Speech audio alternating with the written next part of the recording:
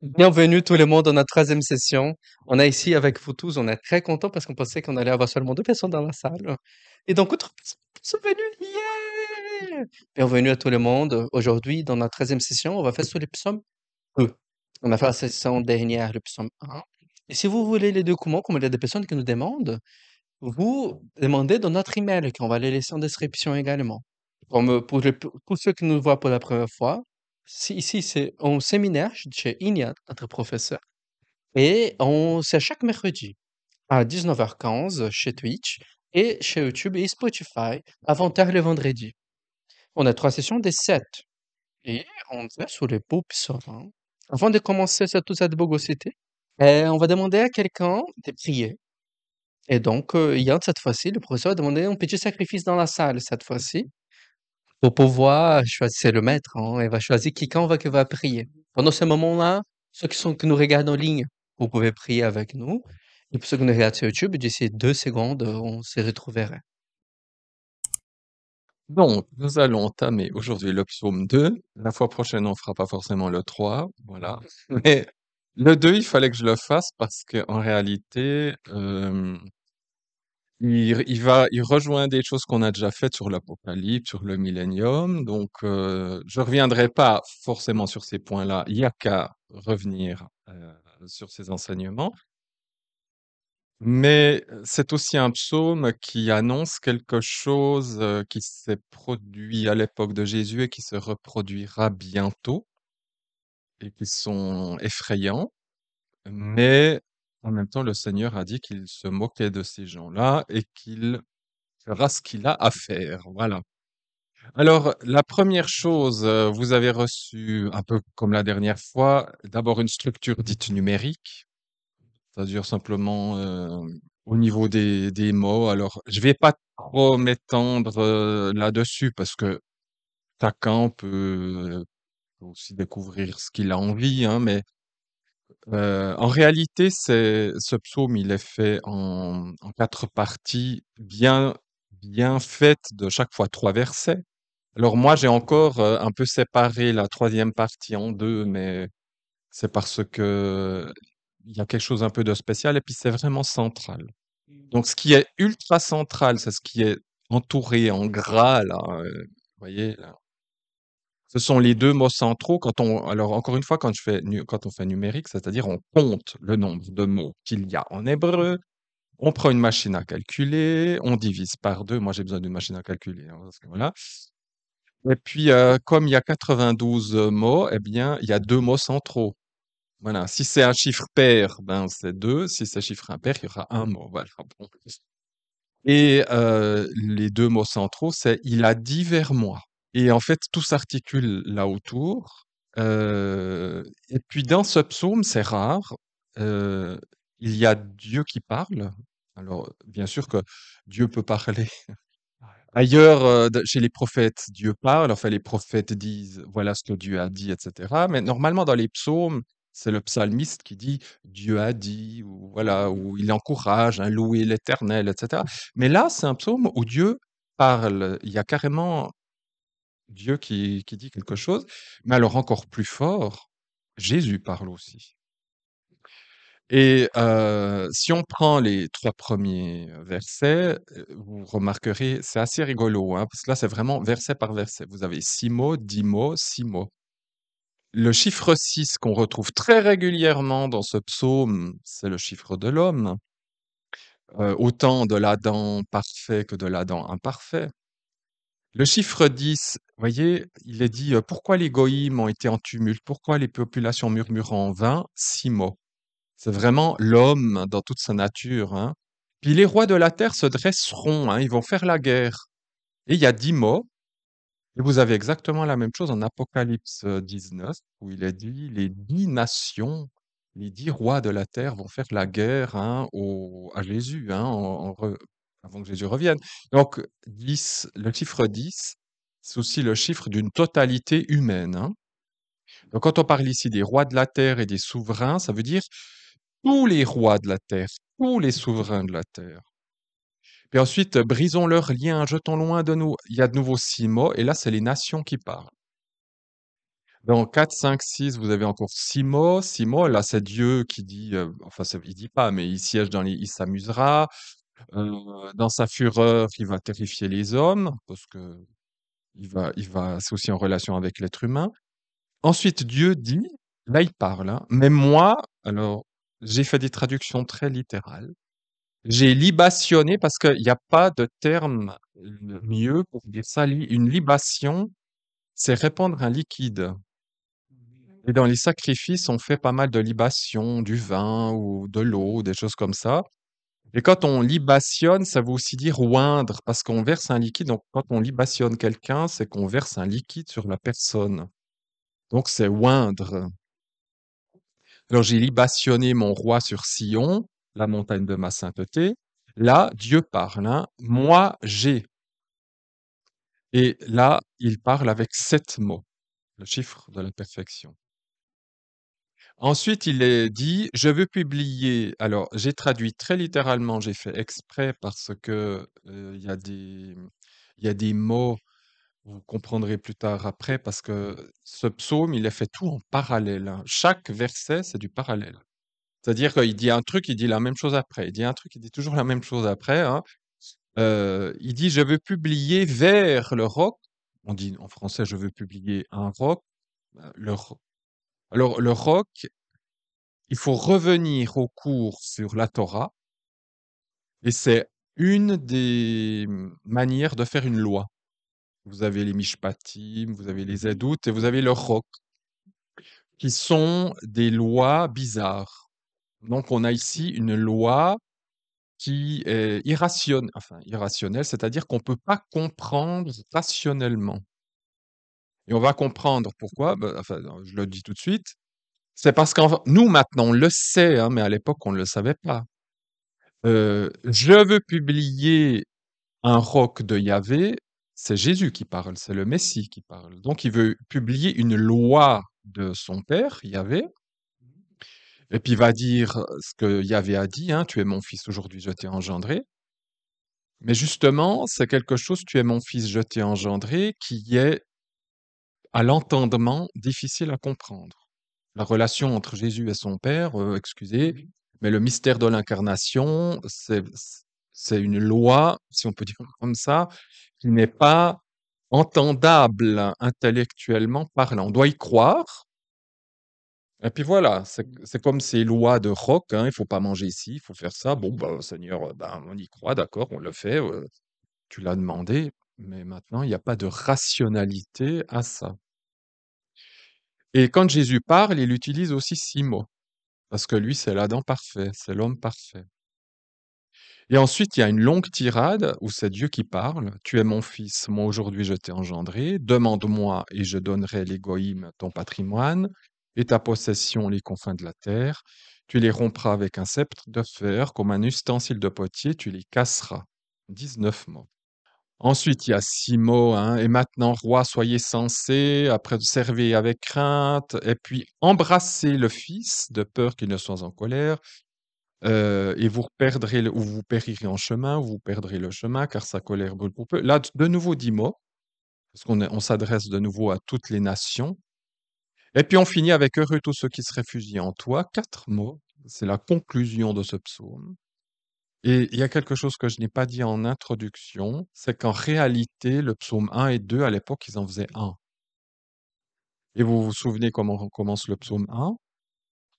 Heureux l'homme qui, et puis on finit avec le psaume 2, heureux tous ceux. Donc ça commence avec heureux et ça finit avec heureux. Il faudrait qu'on fasse un cours, psaume 1 et 2 ensemble, puis qu'on regarde si on peut faire quelque chose aussi comme ça. Mais bon. Et puis, c'est juste pour la beauté du geste, hein, je vous ai fait des petits carrés en bas, parce qu'il y a plein de chiffres. Dieu Le nombre de mots où Dieu parle dans ce psaume, c'est 7 plus 19. Ça fait 26. Et 26, ça fait le tétragramme, la guématrie. Ça fait Yod He Vav He. Donc on voit que c'est bien Yahvé qui parle. Le chiffre 19, parce qu'il y a 19 mots, hein, Dieu parle en 19 mots. Et c'est intéressant parce que celui qui parle à son fils, eh bien 19, c'est Aviv, ça veut dire son père.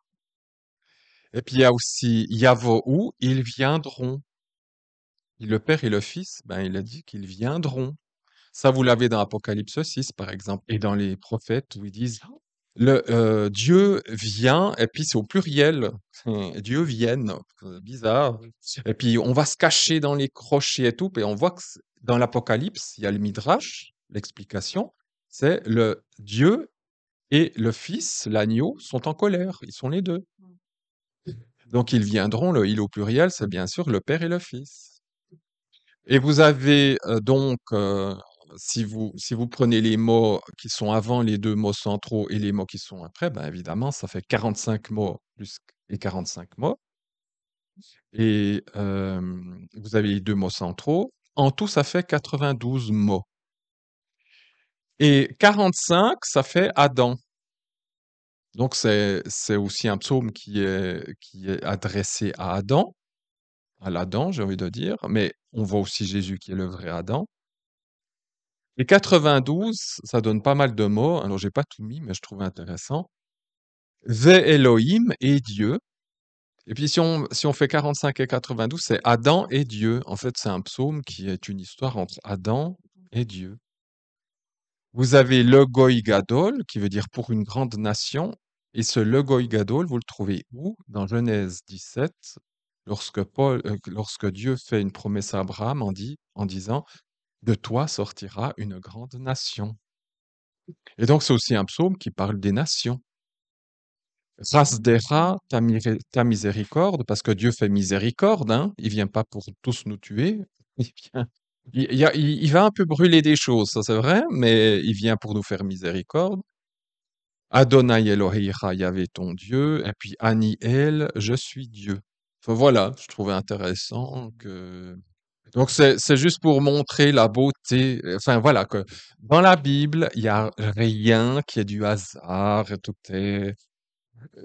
est imprégné de cette beauté de Dieu, de cette perfection divine, voilà. Maintenant, à ceux qui ont les feuilles et tout, si vous voulez encore voir d'autres choses et tout, à vous de voir. Maintenant, ce qui va nous intéresser, c'est surtout qu'est-ce que ça veut dire, toutes ces choses-là. Et puis, ça va un peu chauffer. Alors, cette fois, il faut que vous preniez plutôt la feuille, la structure théologique. J'avoue que ça m'a donné un peu du fil à retordre, ce psaume. En général, c'est assez facile, c'est bip, bip, voilà. Et là, j'étais bon. Alors, je propose quelque chose. Vous avez aussi une structure dite en chiasme, hein, ABC, C', B', A', et vous avez D. C'est pas tellement différent de ce que vous avez reçu là, mais euh, je mets ce que Jésus proclame au milieu, hein, tout le verset 7. En fait, c'est assez logique. Vous avez les versets 1, 2 et 3 où on voit que les nations se révoltent. Et puis A', donc les versets 10, 11, 12, où les nations sont soumises cette fois, hein. Elles se révoltent et à la fin, elles sont soumises. On verra que certaines nations, plutôt certaines personnes parmi ces nations, vont se soumettre avec joie et d'autres vont, comme on dit, dissimuler. Euh, les versets 4 et 5, Yahvé met fin à la rébellion, hein, parce que lui, il se moque d'eux, il va parler dans sa colère, il va arrêter ça, hein, il n'y a pas de souci pour lui. Et puis B', on parle encore de l'assujettissement des nations, hein, tu les rompras avec un cep de fer, etc. Dieu, il va pas se formaliser plus que ça. Ensuite, vous avez C, l'établissement du Messie à Sion, hein, j'ai libationné mon roi sur Sion, et C', demande-moi, je te donnerai les goïms. Ben voilà, le Messie règne. Là, on est dans le millénium. Et puis, le centre de tout ça, c'est ce que le Père a proclamé pour son Fils. Je veux publier vers le roc de Yahvé, il a dit vers moi, tu es mon Fils, moi aujourd'hui je t'ai engendré. Et ça, c'est le noyau de ce psaume. Et tu es mon fils, moi aujourd'hui je t'ai engendré, il est cité en tout cas 4 ou 5 fois dans le Nouveau Testament, hein, juste, puis même le tu es mon fils, euh, un peu plus encore, parce qu'au baptême, Jésus, le Père dit, tu es mon fils, tu es mon bien-aimé. Il dit pas, je t'ai engendré, hein, il dit, tu es mon bien-aimé, mais tu es mon fils, il le dit au baptême. Donc c'est vraiment quelque chose qui est central. Et on voit qu'en fait, ce psaume, qui est un psaume purement messianique, comme je l'ai dit, parce que ça correspond à personne ici. Ça peut pas être David, ça peut pas être Salomon, parce que Salomon, ni David ni Salomon n'ont dominé les confins de la terre, hein.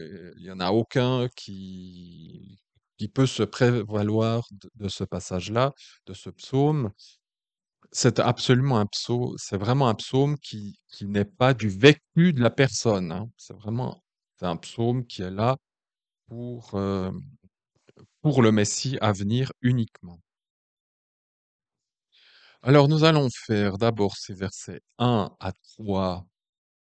Alors, vous remarquerez aussi, c'est ce que je l'ai dit juste avant, que chacun des versets, il est fait en parallélisme. C'est pour ça que vous avez toujours un A, B, parce qu'en fait, pourquoi les goïms ont été en tumulte et les populations murmureront en vain. Ouais, ça veut dire à peu près la même chose, hein. Les rois de la terre se dresseront et les souverains se sont établis ensemble contre Yahvé et contre son Messie. Brisons leurs liens, jetons loin de nous leurs cordes. C'est comme une rengaine, hein, c'est A, B, A, B, A, B. Alors évidemment qu'il y a quand même des nuances, même si ça veut dire à peu près la même chose.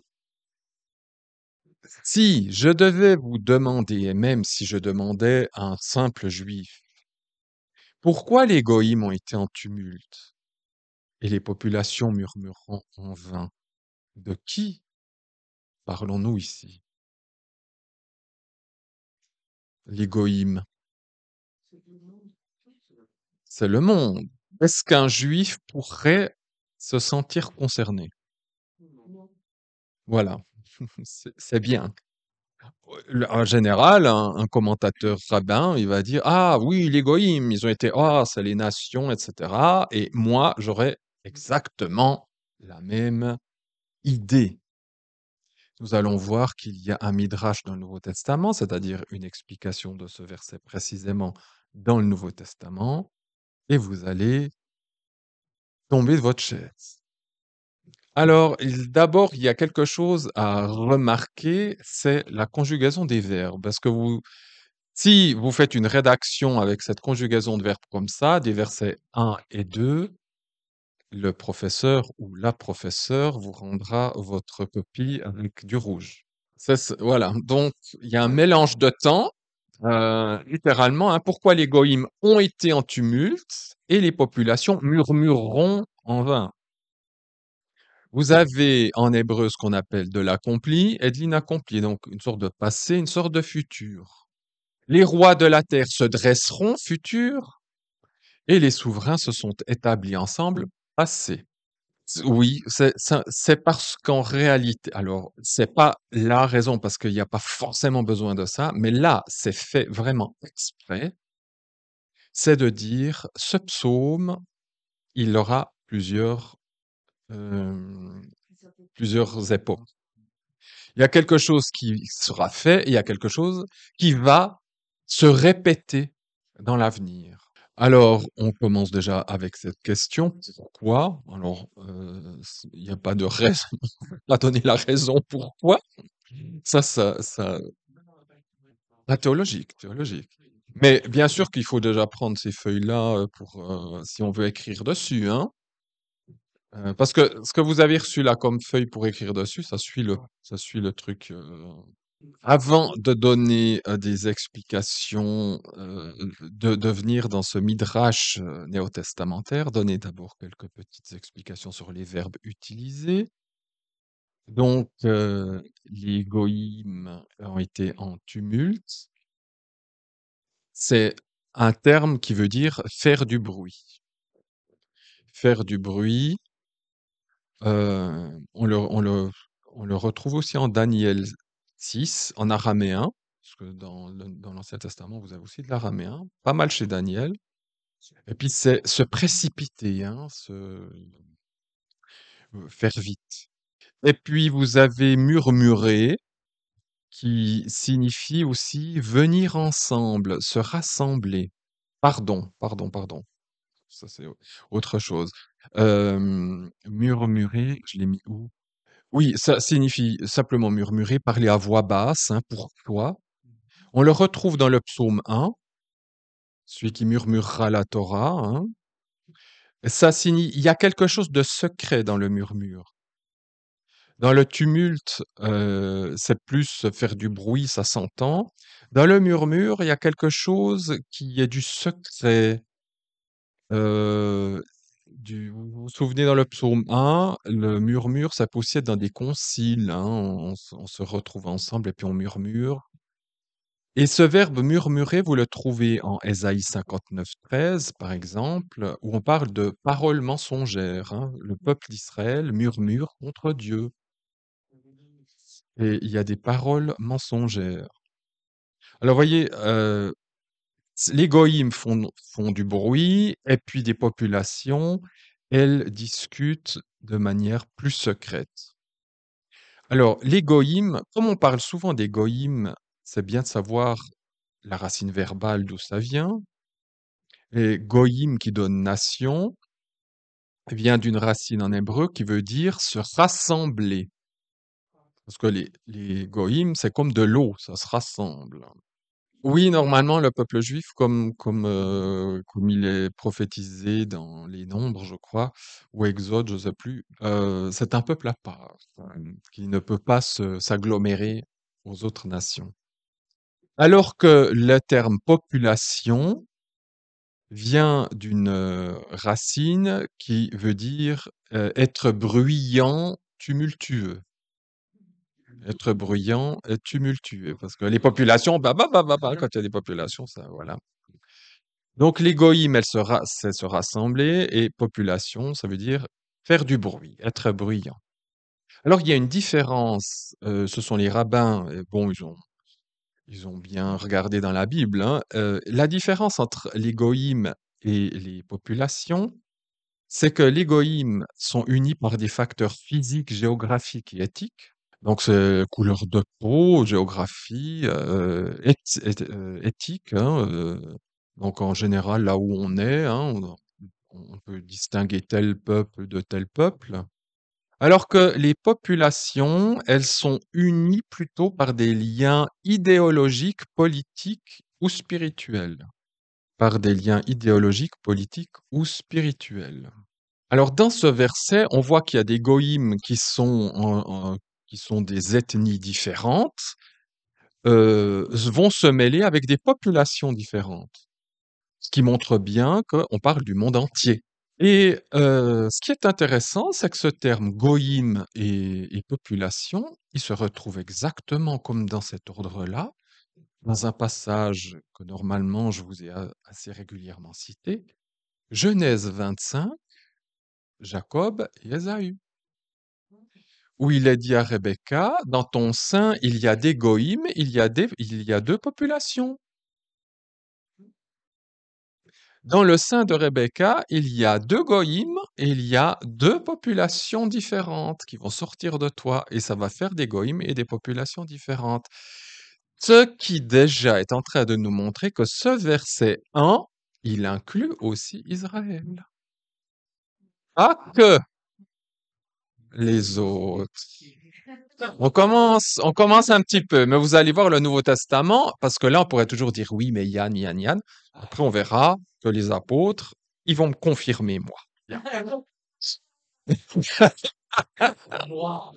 Et ensuite, il est dit les rois de la terre, alors, chaque fois que vous avez le mot terre, vous pouvez aussi sous-entendre, sans l'exclure, le mot pays, sous-entendu pays d'Israël, hein. Le mot terre ou pays, ça se dit la même chose. Donc les rois de la terre ou du pays d'Israël se dresseront, et les souverains se sont établis ensemble contre Yahvé et contre son Messie.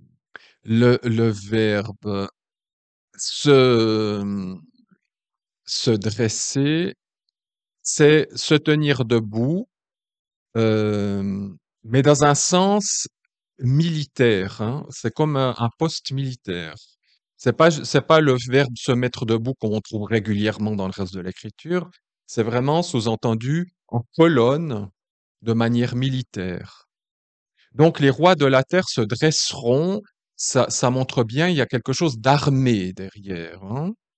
Moi, ça me fait penser pas mal à l'Empire romain, et si je dis ça, c'est parce qu'il y a une raison. Et les souverains se sont établis ensemble. Établir, c'est dans le sens fonder, ordonner, affermir. Il y a quelque chose une fondation là derrière, hein, ils se sont établis ensemble. C'est pas, c'est pas sur un coup de tête qu'ils se mettent ensemble. Donc il y a quelque chose de militaire et il y a quelque chose de fondé.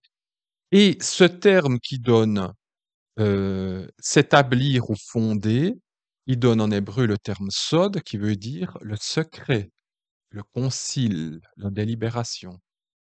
Donc ça reprend ce que j'ai dit avant, murmurer. Et on murmure dans le secret. Et puis on est en tumulte militairement, ça se voit, ça fait du bruit. Alors, les rois, alors on a compris ce que c'est. Là, il n'y a pas 36 000. Même l'hébreu, il est très simple. Les rois, ce sont des gens qui dirigent, hein, qui règnent.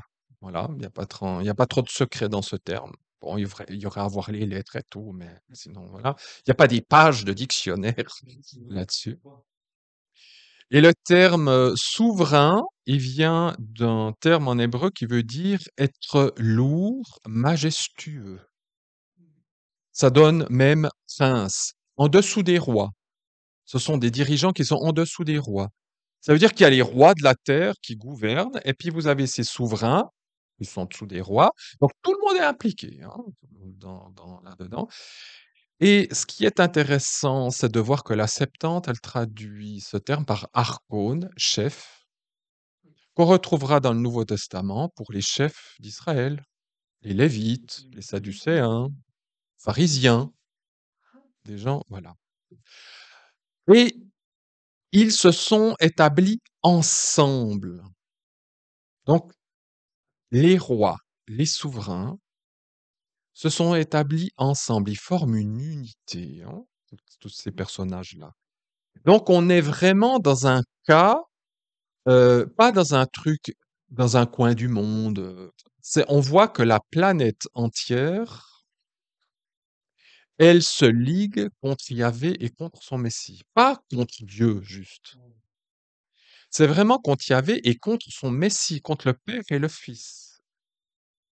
Il y a une révolte mondiale et générale qui est contre le Dieu d'Israël et contre son Fils, Jésus.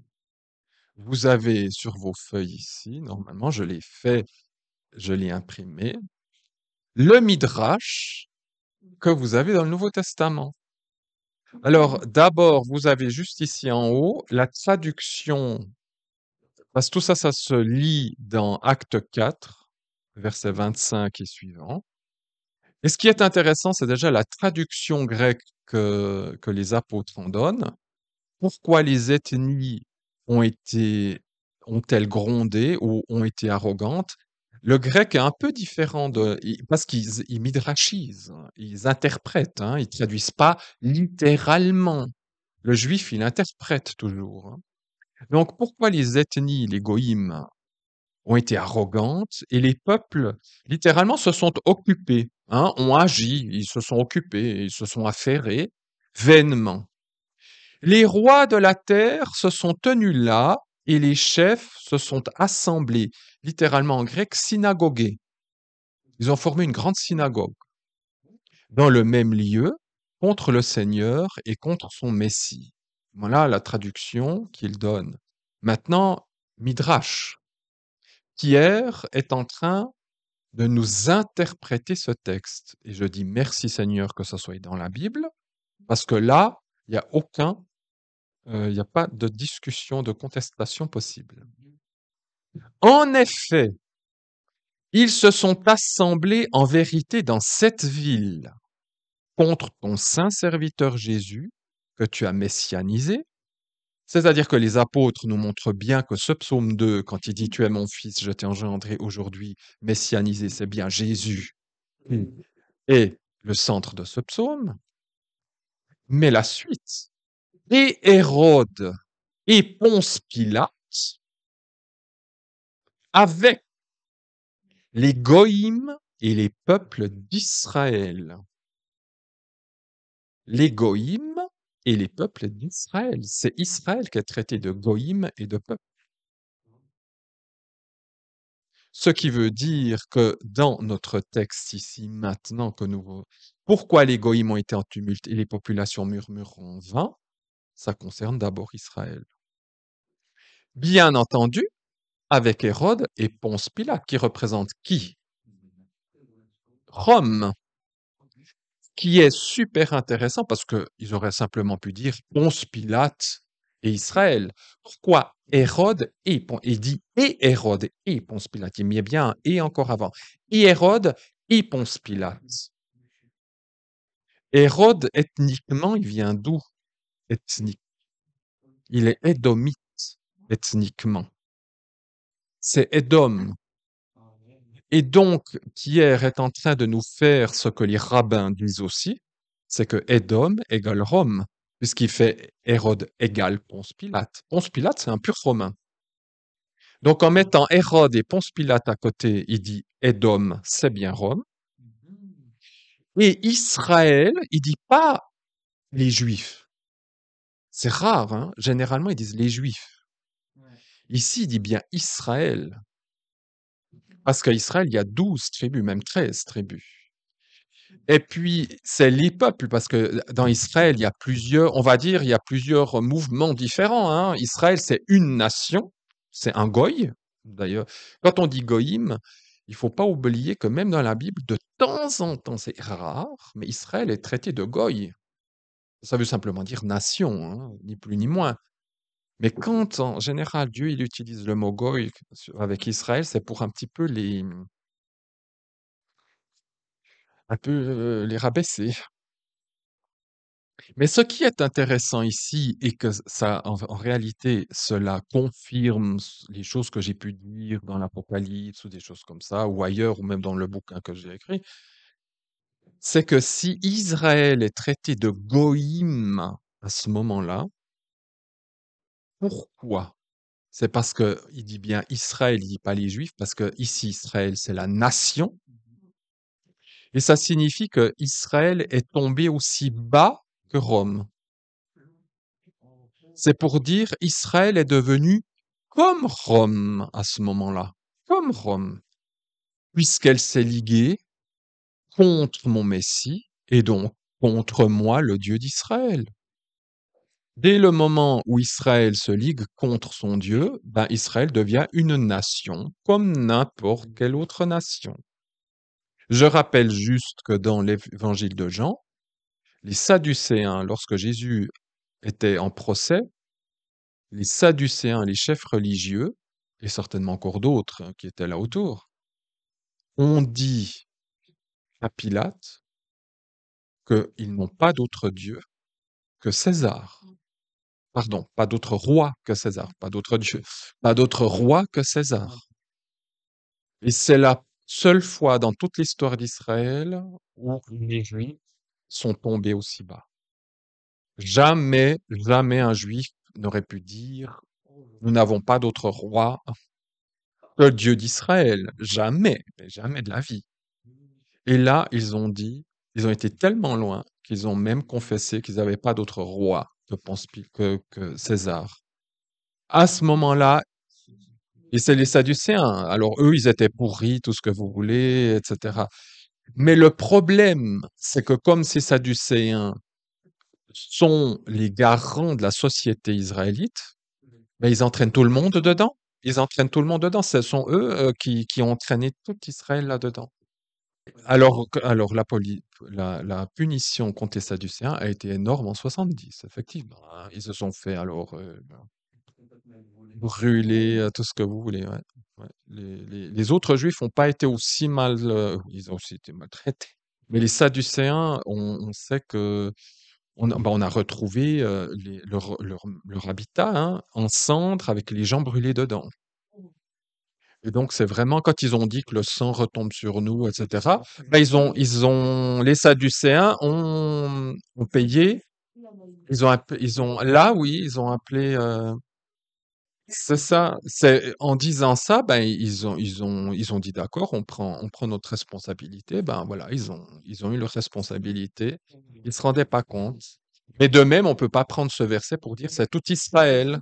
C'est vraiment eux qui ont dit, ce sont les Sadducéens qui ont dit cette parole. Et effectivement, cette génération-là, en 70, ben, elle a vécu ce qu'elle a vécu dans cette ville, Jérusalem, dans cette ville. Donc, on a l'interprétation midrashique apostolique, c'est rare, hein, parce que des fois, ben, bon, Paul le fait, il dit, il y a mais là, on a vraiment ces deux premiers versets du psaume 2 qui sont interprétés par le Nouveau Testament et par les apôtres eux-mêmes.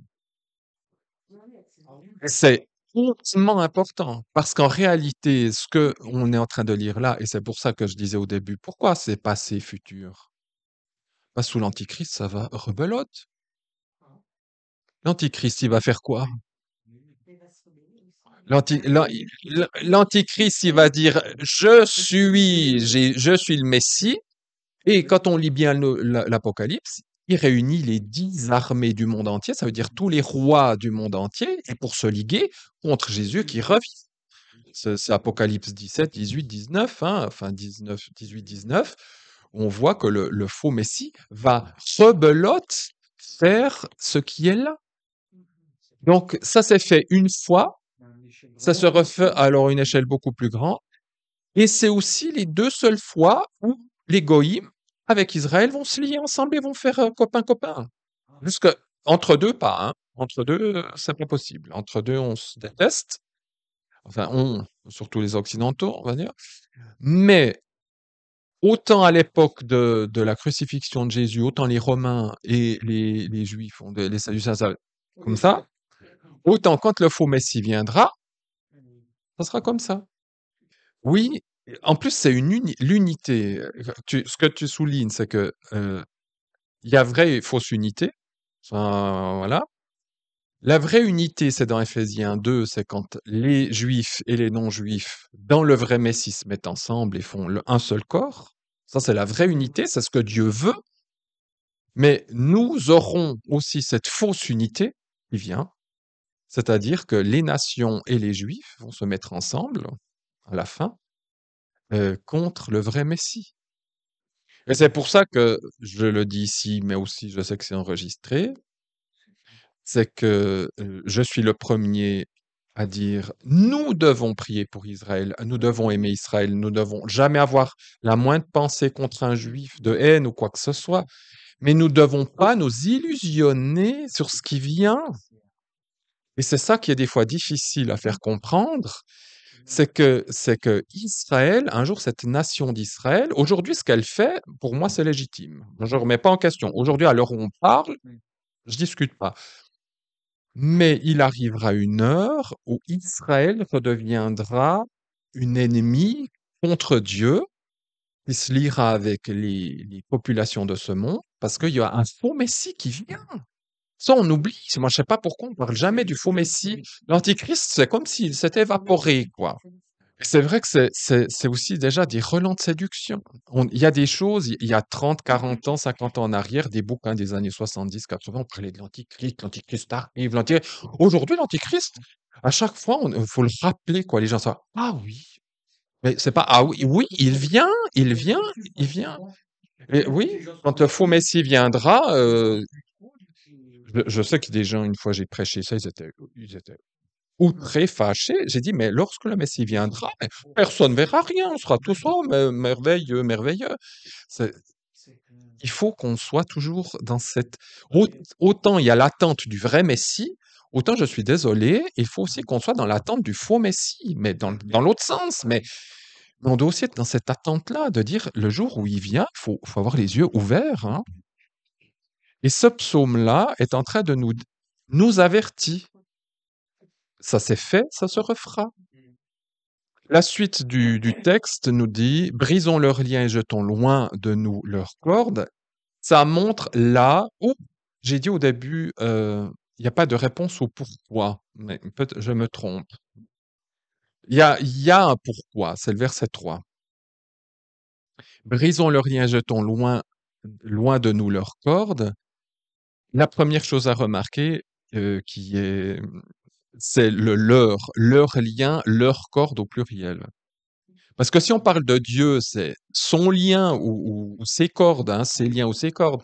Leur, ça montre bien qu'on parle du Père et du Fils, puisqu'on parle contre Yahvé, contre son Messie, hein.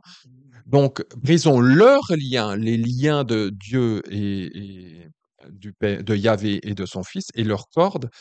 Alors, je pense que dans vos têtes, vous dites, ah, mais quoi, les liens, les cordes de qui? Mais justement, de Dieu. Ce sont les nations qui disent brisons, hein. Alors, qu'est-ce que signifie se arracher, hein, brisons, briser, c'est arracher, couper. Aujourd'hui, en hébreu moderne, c'est lorsque je raccroche un téléphone ou que je veux couper, on utilise ce terme-là pour dire tac, je coupe la communication. Et puis, rejetons loin de nous leurs cordes. C'est quoi ces histoires de liens et de cordes? Dans notre langage à nous, en généralement, lien, corde, c'est négatif, hein, c'est t'es lié, t'es en etc. Alors, dans la Bible, pas forcément. Ce terme de lien et de corde, ce sont le lien en hébreu, hem, il vient d'un verbe qui veut dire lier, mais qui est aussi lié d'une manière, positive, hein. Hem, Dieu se lie avec son peuple. Comme en français, hein, je me lie avec toi. Ça peut être négatif ou positif. Et donc Dieu il s'est lié avec Israël. Il se lie avec ce peuple-là. Et avec tous ceux qui font alliance avec Dieu. C'est l'alliance. Une alliance, elle nous lie.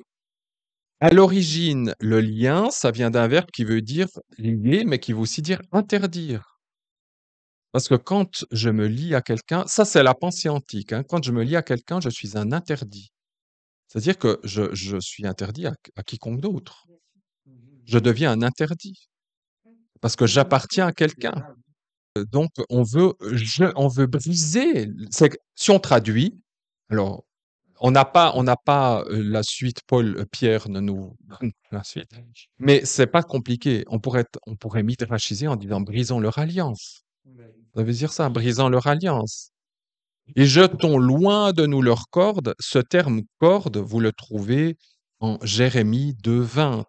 Même, pardon, c'est le terme lien, excusez-moi, le terme lien, Jérémie 2,20. Ou dans Jérémie 2,20, Paul, vous pouvez lire le contexte, lisez-vous le contexte, mais où Paul dit, tu as brisé tes liens par rapport à moi. Donc Israël, c'est pas la première fois qu'Israël le fait, hein. Il s'est rebellé assez régulièrement contre, contre son père, on va dire. Donc donc il voit Dieu comme quelqu'un qui les lie, qui le lie, et il faut briser maintenant, il faut se détacher de ce Dieu-là, et puis jeter loin de nous leurs cordes. Et ce terme corde, il est encore plus évocateur parce que il donne le terme chaînette du pectoral. Les prêtres avaient un pectoral ici avec les 12 pierres d'Israël. Et ce pectoral était tenu par des chaînettes en or qui vont du pectoral à l'épaule, sur les habits. Et donc, il faut jeter loin de nous leurs cordes. C'est comme pour dire, ben, ce pectoral qui représente les 12 tribus d'Israël, ils veulent comme casser les chaînettes pour qu'ils tombent. Donc alors que le grand prêtre, il a sur son cœur Israël. Le pectoral qui est ici avec les 12 tribus, c'est j'aime Israël. Et c'est comme s'il voulait casser ses chaînettes, le pectoral tombe pour dire on veut se détacher de ce Dieu-là. Mais il y a encore plus, c'est que le grand prêtre, il représente qui? C'est Jésus. Donc ils veulent se détacher du Messie. Ils ne veulent pas de ce Messie-là, hein. Et Osée 11,4, il y a des gens qui connaissent ce passage-là. Osée 11,4. Dieu parle, il dit, je t'ai attiré avec des cordages d'amour. Et c'est le même terme, des cordes d'amour. Donc, ce pectoral, les chaînettes, ça représente l'amour qui lie son peuple à Dieu. Donc, brisons leurs liens, jetons loin de nous leurs cordes. C'est, on veut se dégager de Dieu. Et ça, c'est tous les rebelles qui veulent se. L'Antichrist, ben, c'est ce qu'il veut faire, hein, j'excusez. Hein. Et puis, il va emmener tout Israël, enfin tout, l'Israël qui ne veut pas du Messie. Il va être séduit. S'il n'y a pas de révélation, on tombe dans le panneau. Et n'importe qui dans ce monde qui n'a pas Jésus dans son cœur, ben, quand l'Antichrist viendra, ils vont tomber dans le panneau. Alors ça, comme des mouches qui tombent, c'est ça qui est dramatique. Et ce que j'ai envie de dire encore plus dramatique, c'est qu'il y a des chrétiens qui vont aussi tomber dans le panneau. Et ça, c'est Jésus qui le dit clairement. Hein. Même les élus risquent d'être bernés. Donc, c'est pour ça qu'on doit être vraiment avec des yeux ouverts sur cette question-là. C'est pas anodin, quoi. C'est vraiment quelque chose de très sérieux, cette chose-là. On doit rester dans la parole, rester dans la vérité, et puis faire des pas en arrière quand il y a quelque chose qui sent mauvais ou qui nous. On doit vraiment être simple, rester dans la simplicité de l'évangile. Hein. Dès qu'on veut rentrer dans des machins, des trucs, c'est déjà des portes d'entrée pour ce qui vient. Alors, grâce à Dieu, le verset 4 est celui qui siège dans les cieux s'amusera, Adonai se moquera d'eux.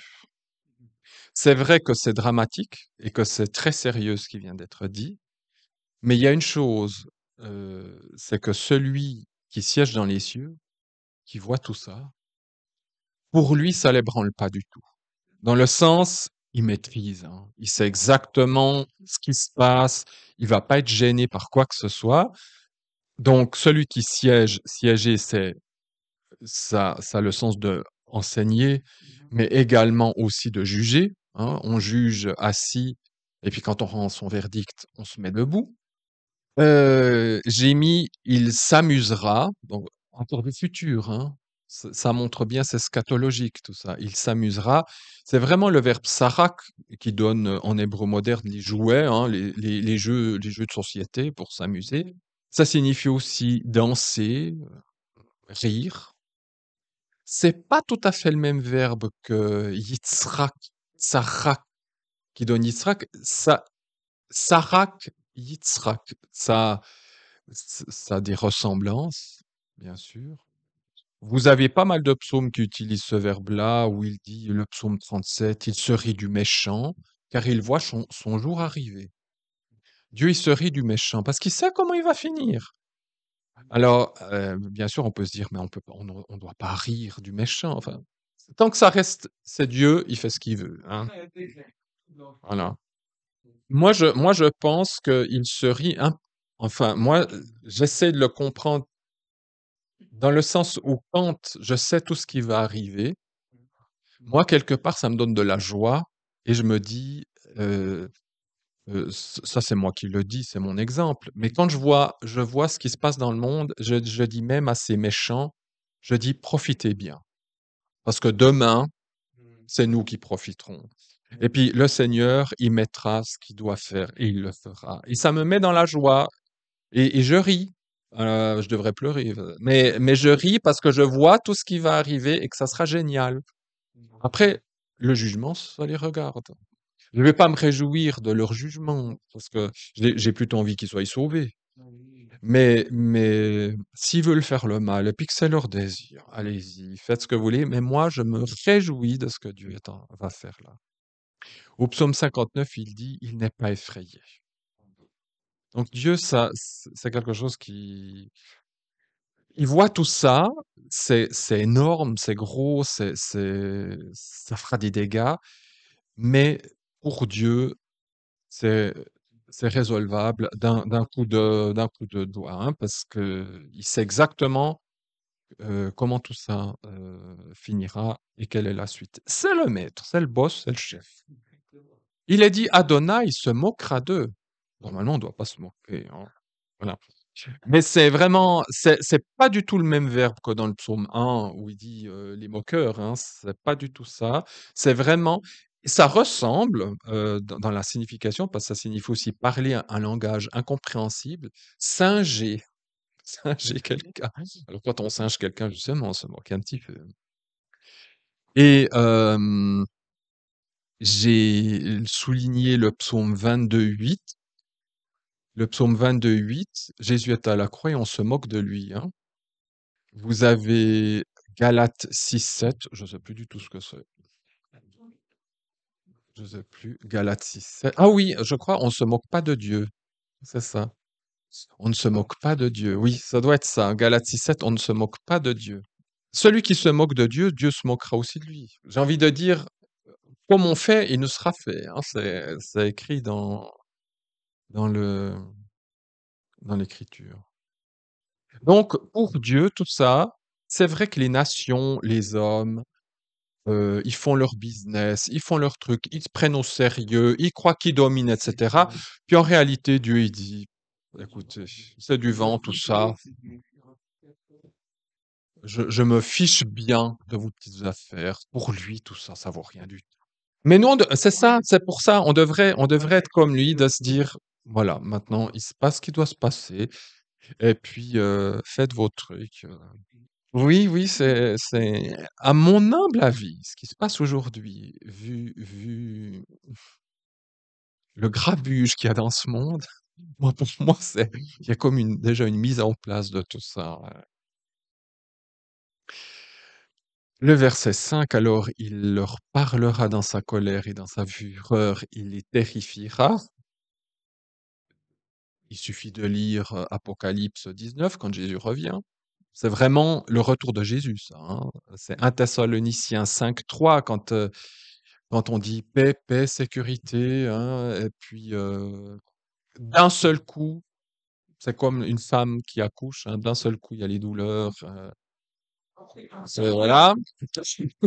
C'est ça. Quelqu'un, la jante féminine confirme, voilà. Donc moi, je peux pas confirmer, mais voilà. Il leur parlera dans sa colère. Parler, hein, je trouve assez intéressant. Il dit, il leur parlera, puis ensuite, il les terrifiera. En hébreu, le verbe terrifier, c'est plutôt effrayer d'une manière subtile.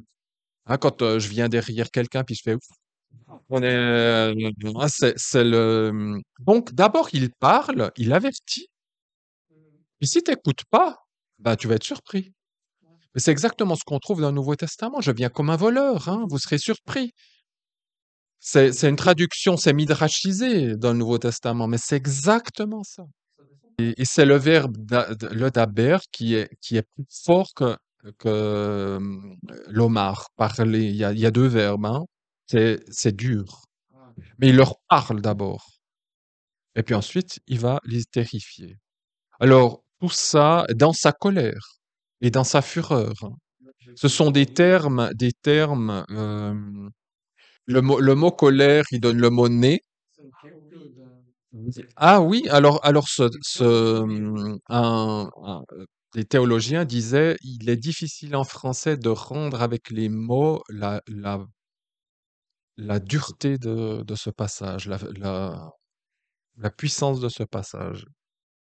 Alors, vous avez ici les termes qu'on trouvera dans le Nouveau Testament entre colère et fureur, c'est-à-dire une colère éternelle et une fureur qui est plutôt passagère, c'est-à-dire où vous pouvez encore corriger quelqu'un avant que ça soit vraiment la colère éternelle. Mais peu importe, ce terme aussi souffle littéralement dans son nez, hein, il va parler dans son nez. On pourrait traduire ça, il parlera dans son nez. Parce que de son nez va sortir vous savez, ben, c'est aussi imagé quand le taureau il se met en colère. C'est là. Alors Dieu, c'est un peu comme ça. D'ailleurs, le taureau, c'est aussi une image de Dieu, hein. Voilà, ça, il parle. Et ça, cette racine, elle peut venir de 2. Il y aura bien sûr le verbe anaph qui veut dire souffler de colère par le nez, mais ça peut aussi venir du verbe apha qui veut dire être cuit. Parce que dans sa colère, les gens vont être cuits, hein, dans le sens, c'est comme le pain qui est cuit au four, hein. Donc on voit qu'il y a du feu qui sort de ses narines. D'ailleurs, comme dans Job, il y a une bête qui crache du feu par ses narines. Et puis, la fureur vient d'un verbe qui veut dire brûler, s'enflammer de colère, donc il y a encore du feu. Donc voilà, je vais pas m'étendre plus sur ce verset qui est compréhensible, hein, c'est retour de Jésus, hein, dans sa fureur. Apocalypse, la fin du chapitre 6 de l'Apocalypse, on voit que les nations veulent se cacher dans les rochers parce qu'elle dit la colère et la fureur de Dieu et de l'agneau. Hein, l'agneau, c'est doux, c'est gentil, un agneau, c'est sympa. Ben non, un agneau, il peut aussi. L'agneau avec un grand A, il peut être comme un taureau, hein, il peut se mettre en colère. Donc, le Seigneur dit au verset 5, ne vous inquiétez pas, je vais faire le ménage. Lisez aussi Apocalypse 19, retour de Jésus, il fait son ménage, hein, il nettoie tout, hein, il brûle tout. Et ensuite, verset 6, mais moi j'ai investi mon roi sur Sion, hein, je l'ai consacré en libation, libationné, la montagne de ma sainteté. Oui, Dieu a mis son roi, et c'est pas David, c'est pas Salomon, c'est son Messie, c'est Jésus, qui est le roi sur Sion, la montagne de sa sainteté. Alors ce verbe libationner, euh, verser, vider, en l'honneur d'une divinité. Alors ici, en l'occurrence Jésus, ça signifie aussi conclure une alliance, ce verbe, hein. On peut l'utiliser pour conclure une alliance. Je trouve aussi intéressant parce que c'est aussi couler, couler une œuvre d'art en métal, en général couler une idole. Mais Jésus, il a été aussi coulé quelque part, hein, humainement. Hein. Il a été fait humain, hein, il a été comme coulé, et puis il est mort et ressuscité. Pendant les sacrifices, en général, c'est du vin qu'on mettait en libation, qu'on faisait couler. Ah, chaque geste, dans chaque mouvement, chaque geste dans les Lévitiques a son importance. Si on enlevait un, ça annulait le, ça annulait le sacrifice. Tout est codifié. Alors voilà, Jésus aussi a été versé en libation. C'est aussi un verbe qu'on trouve dans le Nouveau Testament où Paul dit, je vais être versé en libation, c'est-à-dire je vais mourir, hein, pour Dieu. Donc versé en libation, ça peut, dans le Nouveau Testament, on voit qu'un homme peut aussi être versé en libation dans le sens il se sacrifie pour Dieu. Et Jésus, lui, a été versé en libation. Il a versé en libation de l'eau. Ouais, il voulait enfin, on voulait lui donner à boire à David, et puis il voulait pas, et il a versé l'eau par terre en libation. Ouais. C'est ça. Ouais. C'est aussi un sacrifice qu'il a fait. Tout à fait. C'est se donner pour l'autre, quoi. Donc Jésus s'est donné. Donc si on lit entre les lignes, on voit que Dieu a donné son Fils, hein, en sacrifice, et qu'il l'a donné, et ensuite qu'il est devenu roi. Il n'aurait pas pu devenir roi sans passer par là. Sur Sion. Alors Sion, bien entendu, c'est la montagne de Jérusalem. C'est là où il y a la verrue en or là, actuelle. Vous savez, ce dôme du rocher là. C'est à l'endroit là, hein, Sion. C'est ça. Moi, j'appelle ça la verrue. Mais voilà, excusez-moi. Mais c'est là où le temple sera reconstruit. Et c'est ça Sion. Alors, juste pour quand même que vous le sachiez, parce qu'on dit Sion, Sion, Sion. Voilà, ça vient du verbe tsia, qui veut dire être éclairé par le soleil. C'est joli. Mais en Israël, quand on veut dire que c'est éclairé par le soleil, c'est très désagréable, hein. Vous êtes grillé.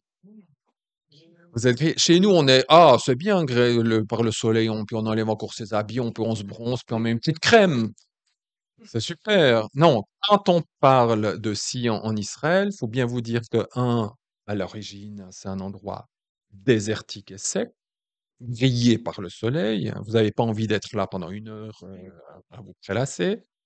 Et ça signifie aussi justement être sec, désert. Sion, imaginez quand Dieu a dit à Abraham, voilà ton patrimoine. Ah ben merci beaucoup. Ah, mais j'applaudis. Mais quel cadeau!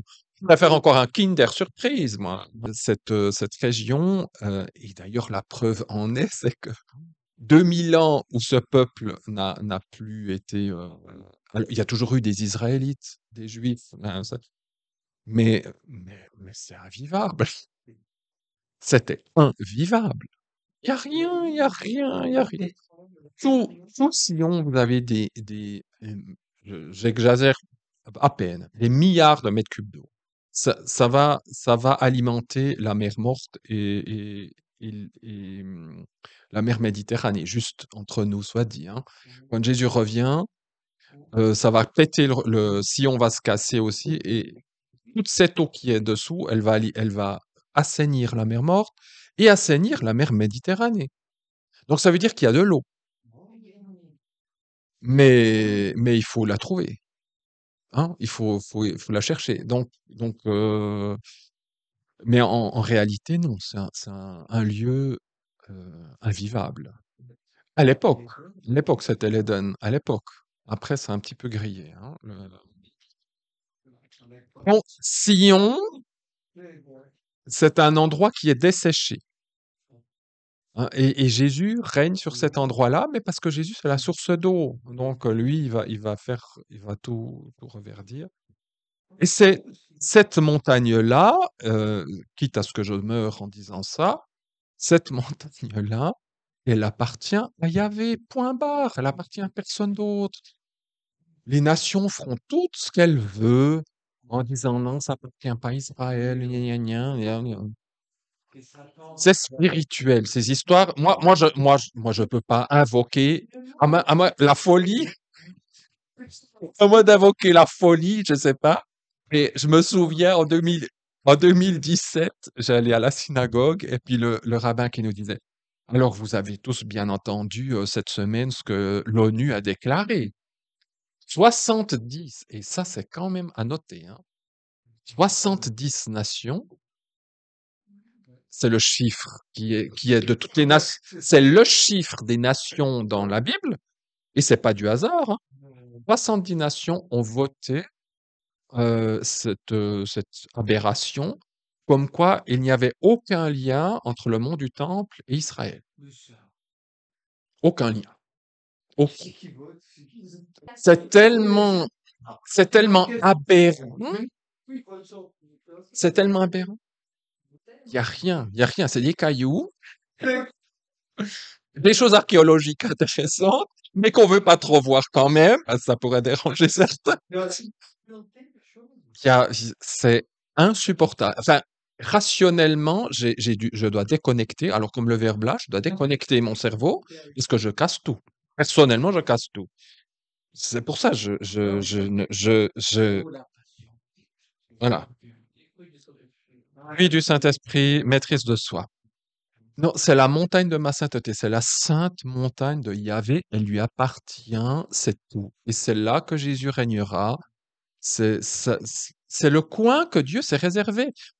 C'est quand même aberrant. Dieu, il aurait pu se réserver, je sais pas, il aurait pu, je sais pas, les îles, une belle île, il aurait pu se réserver des endroits où vraiment on pourrait se dire, on convoite le Dieu, le lieu. Non, Dieu, il a dit, moi, je veux ce bout-là. Il y a personne qui le veut, hein. Je veux ce bout-là.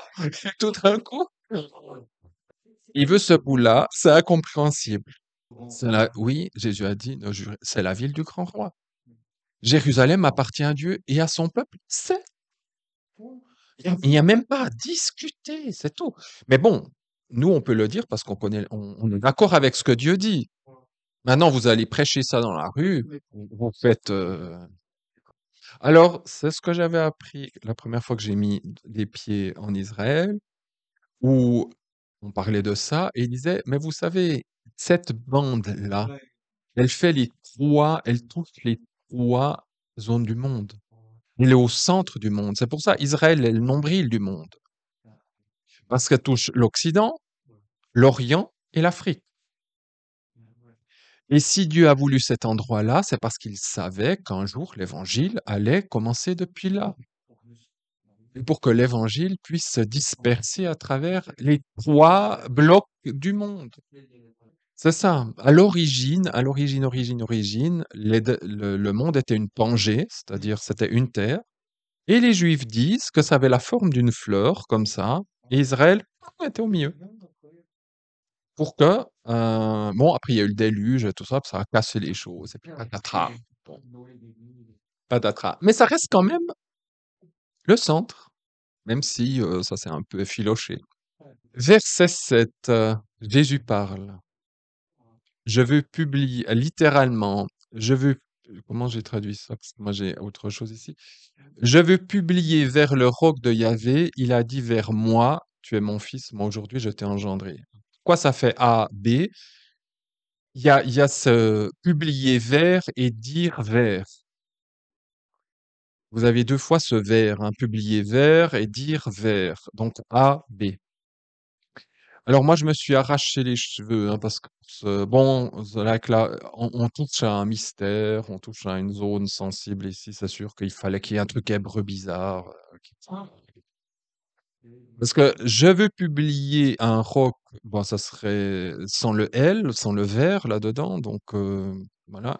Si vous avez un vers là-dedans, publier vers ou parler vers, ça se dit une fois, hein, ce verbe-là avec vers, il se dit, je l'ai vu une fois dans l'écriture.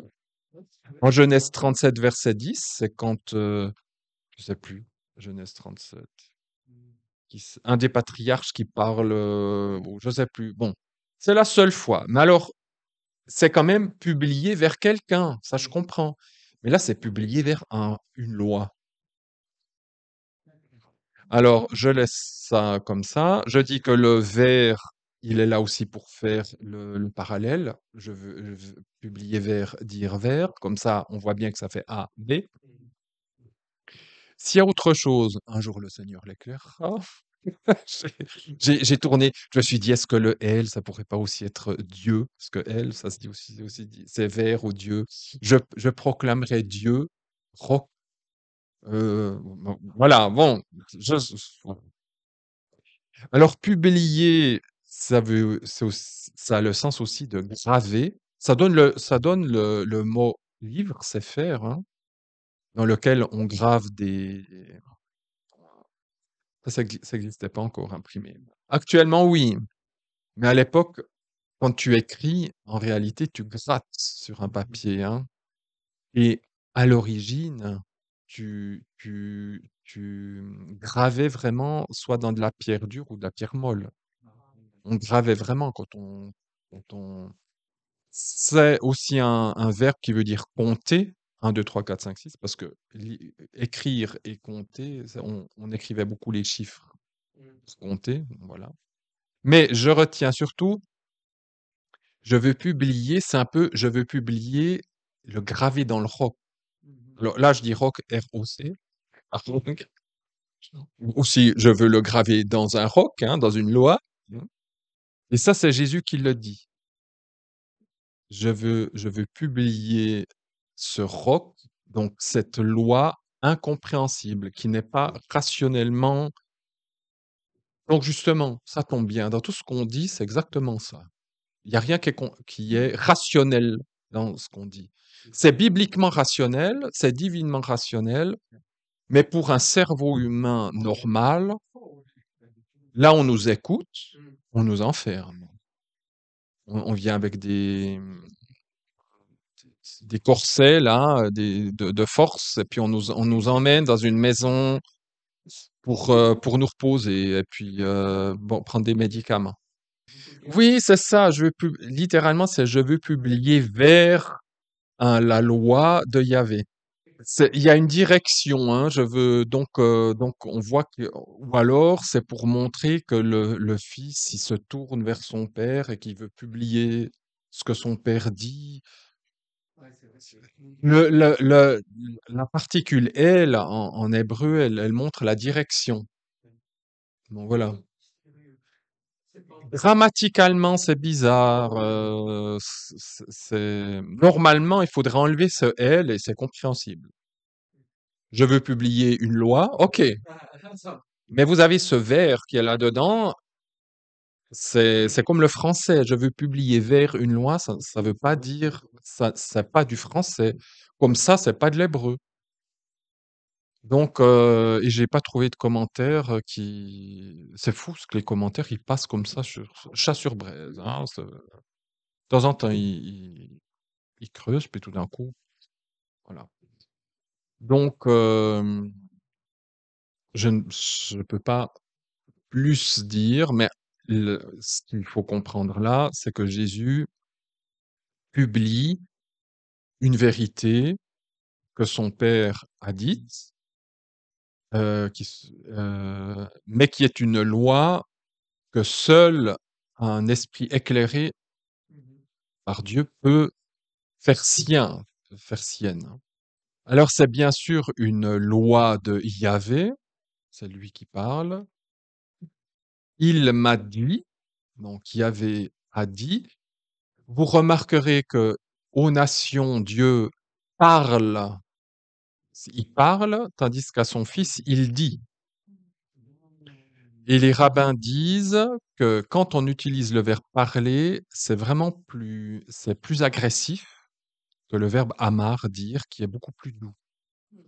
Donc on voit le père qui dit à son fils d'une manière plus douce, hein, plus tendre, surtout que le verbe dire ici, ça donne la parole. C'est celui-là qui va donner le terme parole. Donc il m'a dit, tu es mon fils, moi aujourd'hui je t'ai engendré. Le terme fils, peut-être que j'en ai déjà parlé, oui, je sais que j'en ai déjà parlé, il vient du verbe bana en hébreu qui veut dire construire, édifier, bâtir. Donc en disant tu es mon fils, on ne parle pas d'abord de génétique, même si là, dès qu'on entre dans des histoires de génétique, de génération et tout ça, c'est assez intéressant. C'est pas la Bible tellement qui parle de ça, c'est la philosophie grecque. Et les théologiens des premiers siècles, lorsqu'ils voulaient dire oui, Jésus est le Fils de Dieu et tout, c'est dans ce dialogue-là qu'ils vont. Et encore aujourd'hui, c'est engendrement, comment le Père engendre le Fils et tous des trucs. Moi-même, je comprends rien de ce qu'ils disent. Franchement, ça me dépasse. Dans la pensée biblique, on n'est pas en train de parler ici de génétique, de trucs comme ça. La première chose, c'est de dire, tu es mon fils, c'est toi qui vas bâtir. Je te donne quelque chose à faire et c'est toi qui vas bâtir ce que je te demande de faire. Et Jésus va bâtir quoi? L'Église. Hein, tu es mon fils, tu es mon bâtisseur. Lorsque, en hébreu ou dans les langues sémitiques, on dit c'est le fils de, alors, humainement, bien entendu, ça peut être génétiquement, il est le fils de tel et tel, hein, ça c'est clair. Mais maintenant, spirituellement parlant ou métaphoriquement parlant, Timothée était le fils de Paul. Mais Paul n'a pas fait grand-chose pour avoir Timothée. Comment il est fils de Paul? Parce que Paul l'a engendré spirituellement. Et Timothée est le fils de Paul parce il imite Paul. Il fait ce que Paul lui a enseigné. C'est la continuation. Il fait la volonté, si on veut, il fait la volonté de Paul. Il fait la volonté de Paul, de Dieu que Paul lui a transmise. Et donc, dans cette langue-là, quand on dit c'est le fils de, ça veut dire celui qui obéit à ou qui accomplit la volonté de. Ni plus ni moins. Donc, quand Jésus dit je suis le fils de Dieu, tous les juifs qui m'écouteraient ici diraient tout à fait. Il a fait la volonté de Yahvé. Mais ça ne veut pas encore dire que c'est le Fils de Dieu dans le sens que c'est Dieu incarné. Pourquoi nous, on est appelés fils de Dieu? Parce que justement, on a reçu l'Esprit Saint et que maintenant, on peut agir conformément à la volonté de Dieu. Pourquoi est-ce que dans l'Ancien Testament, on ne voit jamais cette expression pour un homme? On voit pour les anges, mais on voit jamais. Il dit à Israël, tu es mon fils, d'accord? Mais l'expression fils de Dieu, vous ne l'avez jamais comme ça dans la Bible hébraïque pour un homme. Parce qu'à cette époque-là, personne ne pouvait faire la volonté de Dieu comme Dieu l'exige. Parce que l'Esprit Saint ne pouvait pas habiter l'être humain comme il l'habite après la Pentecôte. C'est une expression, on va dire, nouvelle qui arrive avec le Nouveau Testament. Les rabbins l'utilisent. C'est vrai que les rabbins l'utilisaient déjà à l'époque de Jésus, puisqu'ils l'utilisent avant que la Pentecôte. Ils disent, vous êtes fils du Père, hein. Jésus dit, vous êtes les fils du Père, si vous faites ce que mon Père demande. Mais concrètement, les chrétiens vont pouvoir porter ce nom de fils de Dieu. Pour un rabbin, c'est pas scandaleux, mais c'est réservé à des élites de très hauts rabbins, hein. Il y a des rabbins qui s'appellent fils de Dieu, mais alors ils se comptent sur les doigts d'une main, et ce sont des gens, alors, oh là là, d'une sainteté exemplaire, inaccessible, etc. Donc, fils de Dieu, imaginez que les chrétiens qui se disent nous sommes fils de Dieu, même dans le monde, vous dites je suis fils de Dieu, on vous prend pour un ah rien que ça, oh tiens, rien que ça, quel prêt. Non, c'est fils de Dieu parce que je veux faire la volonté de Dieu. A contrario, quand Jésus dit à ses compatriotes vous êtes fils du diable, ça ne veut pas dire qu'ils sont nés du diable, c'est ridicule. Mais c'est parce que il dit bien, vous faites la volonté de votre père qui est le diable, qui est le menteur. Donc, tu es mon fils. C'est pas d'abord des histoires qu'il est l'égal de Dieu, etc. Bien que ça peut se greffer dessus. Moi, j'ai pas de souci avec ça, puisque Jésus, c'est Yahvé incarné. J'ai pas de souci avec ça. Mais c'est pas d'abord de ça dont on veut parler, ni là, ni ailleurs. Ça, c'est les Grecs qui veulent faire tous les trucs. Il est le fils de Dieu, donc c'est parce que il est homoousios, il est de la même substance que. Et puis si tout ça, c'est pas ça. C'est il fait ma volonté. Tu es mon fils. Moi aujourd'hui, je t'ai engendré. Ah, c'est pas je t'ai engendré, c'est aujourd'hui. Ça veut dire qu'il y a un moment précis où le fils est engendré. Alors là, normalement, tous les philosophes théologiens devraient se casser la tête. Ils vont dire oui, mais il est engendré de toute éternité. Je ne sais pas si vous avez déjà fait ces trucs. Moi, une fois, j'ai essayé de suivre. J'étais là, ouh là là, là, ça décolle, hein. Jésus est engendré de toute éternité, éternellement engendré. Tout ça, c'est dans les conciles de l'Église que vous lisez ces trucs. Je ne sais, on se gargarise la gorge, je sais pas ce qu'on essaye de faire. Moi, ça me dit rien du tout. Oui, c'était pour lutter contre l'arianisme et des machins, mais alors, ça, c'est mon petit coup de gueule. Si on veut lutter contre une secte ou un faux enseignement, c'est pas en entrant dans de la philosophie qu'on va lutter. Mais je ne leur en veux pas parce que ils ont fait avec ce qu'ils savaient, ce qu'ils pouvaient. Il faut aussi se dire qu'on est dans une époque où on avait quitté le monde juif, hein. Donc, l'Église, elle était dans sa construction philosophique, tout ça. Mais vous verrez aucun juif messianique commencer d'entrer dans des il est éternellement engendré. Mais c'est pour ça, vous dites, vous essayez d'évangéliser les juifs avec ça. Mais alors on peut aussi, alors les témoins de Jéhovah vont utiliser ça pour dire, voilà, il a été engendré, il a été créé. Ceux qui croient que Jésus n'est pas engendré, dans le sens qu'il est de toute éternité, vont dire oui, mais il est engendré de toute éternité. Donc, je ne sais pas ce que ça veut dire. Non, stop avec ces histoires. Qu'est-ce que signifie engendrer dans ce contexte-là? Euh, Dieu dit, j'ai investi mon roi. Dieu, il y a ici maintenant la fonction d'un roi. Quelqu'un devient roi, en l'occurrence ici, à Sion. Dans le langage antique de cette époque-là, lorsque le père, encore vivant, mettait son fils roi sur le trône, il disait cette formule. Tu es mon fils, alors là, c'est génétique, c'est un être humain. Tu es mon fils parce que tu fais aussi ce que tu fais dans ma lignée, hein, tu es le digne fils de ton père, comme on dit en français, le digne fils de ton père. Je t'ai engendré aujourd'hui devant tout le public pour dire, aujourd'hui je t'engendre comme roi sur le peuple. C'est pas un engendrement physique. Déjà, c'est un homme qui dit ça. Normalement, ça devrait être la maman qui dit je t'ai engendré, pas l'homme, hein.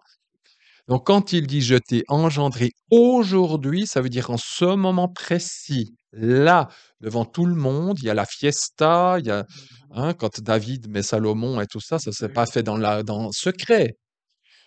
Il y a la fiesta, il y a tout, je t'ai engendré, tu es maintenant le roi. Même si le papa est encore en vie, il reste encore le roi.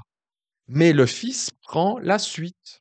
Donc, vous pouvez avoir le père et le fils qui co-régentent. Et là, le père et le fils co-régentent. Mais maintenant, historiquement, c'est quand ce aujourd'hui où Jésus a été engendré, parce que ça veut dire qu'il y a un moment précis dans l'histoire de l'humanité, du cosmos, où ça s'est fait. À la naissance de Jésus, c'est exclu. C'est pas parce que là, justement, il y aurait cette philosophie, il est engendré par Marie, donc non, non. Non. Jésus n'est pas roi à ce moment-là. C'est un petit bébé dans une crèche. Il est engendré physiquement, mais c'est pas du tout de ça dont on veut parler. Marie l'a engendré, mais ça reste un engendrement humain. Au baptême, il a dit c'est mon fils, mais pas je t'ai engendré aujourd'hui. Vous avez des anciens manuscrits du Nouveau Testament où on a ajouté ça, mais c'est faux, évidemment, hein. Mais vous avez des copistes qui ont vu tu es mon fils, puis ils ont dit ah, c'est comme dans le psaume, aujourd'hui je t'ai engendré. Mais ça, ce sont. Ouais, voilà. Donc plusieurs fois ils disent bien c'est mon fils. Alors, c'est aussi expliqué dans les actes. Vous voyez, vous l'avez, oui, oui, oui, oui. Vous l'avez, vous avez les actes, et puis vous avez aussi Hébreux, au chapitre 1. Alors, dans les actes, là aussi, Midrash, commenté. Alors, acte 13, la, acte 13, verset 32 et suivant. Alors, je fais déjà, oui, 32. Et nous vous annonçons la bonne nouvelle quant à la promesse qui a été faite au Père, que Dieu l'a accomplie envers nous, leurs enfants, ayant suscité Jésus, comme aussi il est écrit dans le psaume second. Ah, là, ils disent bien psaume second, hein. Tu es mon fils, moi je t'ai aujourd'hui engendré. Or, qu'il est ressuscité d'entre les morts pour ne devoir plus retourner à la corruption, il a dit ainsi, je vous donnerai les grâces assurées de David. C'est pourquoi il dit aussi dans un autre endroit, tu me permettras point, nanana. Après, il parle de David, pardon. C'est au moment de la résurrection. Il a vaincu la mort et il va monter aux cieux. Et vous avez dans Hébreux chapitre 1 et puis après chapitre 5 aussi, mais je vous lis juste Hébreux chapitre 5. Car auquel des anges a-t-il jamais dit, tu es mon fils, moi je t'ai engendré, et encore, moi je lui serai pour père, nanana. Et puis, toute la suite, on voit qu'il est, bon, il fait tout un, voilà, mais après il parle qu'il est rentré dans le ciel, que les anges se sont abaissés, etc., etc. C'est là qu'il est intronisé. Après la résurrection, il entre dans le ciel comme roi de l'univers, c'est à ce moment-là. Avant, il n'était pas roi. Oui, dans le ciel avant, bien sûr il régnait avec Yahvé, etc. Mais pour qu'il soit proclamé roi sur Sion, il a fallu qu'il passe par la mort et puis l'œuvre qu'il a faite, qu'il a accomplie parfaitement, et ensuite mourir, ressusciter. Et c'est à ce moment de la résurrection, en montant, ah bon, il est d'abord allé dans le Sheol, il a prêché et tout, mais ensuite il a été intronisé. C'est pour ça maintenant il siège sur le trône de Yahvé. Il est intronisé, il est roi maintenant. Enfin, donc le aujourd'hui je t'ai engendré, c'est au moment où Jésus monte au ciel et est acclamé par les anges et puis reçoit. Alors ça, il y a que les anges, le monde céleste qui l'a vu et nous qui y croyons, ils le savons. Mais un jour, il sera aussi intronisé publiquement quand il reviendra. Alors là, il va prendre, c'est pas, il sera engendré, ce psaume, c'est plutôt la conséquence. Il va être roi sur Sion, la montagne de la sainteté de Dieu. Il va montrer publiquement à tout le monde, eh bien, que c'est lui le roi et puis qu'il a été, c'est lui qui est le fils du Dieu vivant, engendré comme un roi. C'est ça, c'est ça, c'est ça, j'ai reçu tout pouvoir, c'est ça exactement.